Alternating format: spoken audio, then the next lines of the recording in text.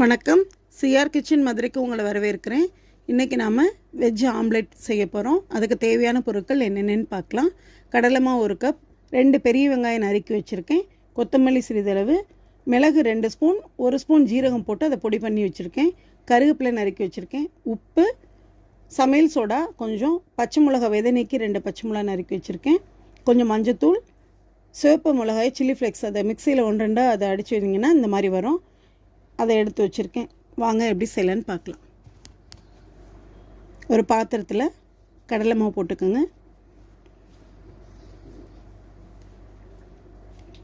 அது கூட உப்பு போட்டுக்கோங்க. இப்போ நம்ம சமையல் சோடா கொஞ்சம் போட்டுக்கோங்க. அது கூட நம்ம விதை நீக்கி நறுக்கி வச்ச பச்சை மிளகா,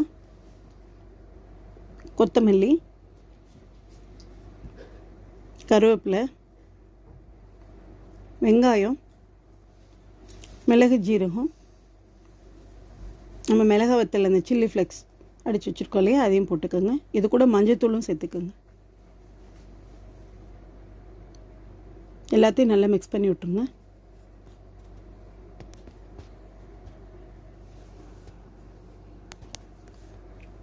இப்போ கொஞ்சம் கொஞ்சமாக தண்ணி ஊற்றி கிளறி விட்டுக்குங்க.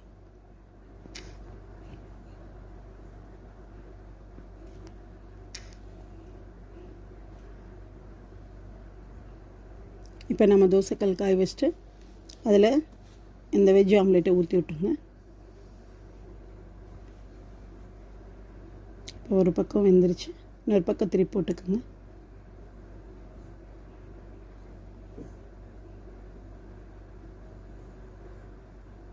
நம்ம வெஜ் ஆம்லேட் ரெடி. எப்படி இருக்குன்னு நீங்கள் ட்ரை பண்ணி பார்த்துட்டு எனக்கு ஃபீட்பேக் சொல்லுங்கள். கமெண்ட் பாக்ஸில் கமெண்ட் பண்ணுங்கள். சிஆர் கிச்சன் மதுரைக்கு லைக் பண்ணுங்கள், ஷேர் பண்ணுங்கள், சப்ஸ்கிரைப் பண்ணாதவங்க சப்ஸ்கிரைப் பண்ணுங்கள். தேங்க்ஸ் ஃபார் வாட்சிங்.